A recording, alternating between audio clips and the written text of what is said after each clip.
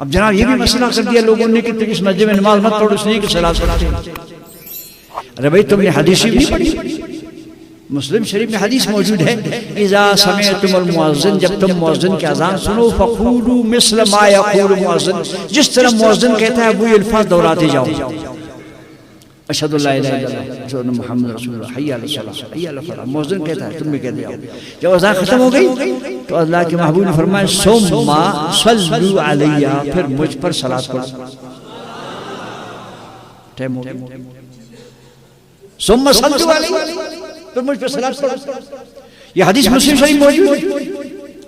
سرکار دو عالم صلی اللہ علیہ وسلم فرمایا کہ اذان کے بعد جب تم نے جواب دیا مؤذن کا، اس کے بعد تمہیں ثم عربی میں تاخیر کے معنی میں آتا ہے، یعنی پھر بعد میں، ٹھہر کے بعد میں، واو نہیں فرمایا۔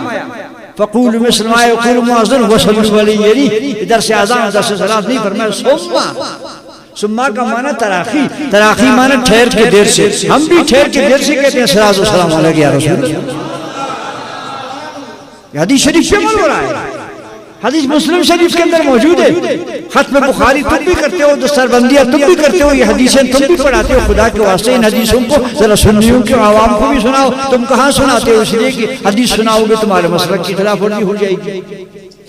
الحمدللہ اہل سنت کے عقیدے میں کوئی بدعت نہیں ہے۔ ہم بدعت کو لعنت کرتے ہیں، ہم بدعتی کو بھی لعنت کرتے ہیں۔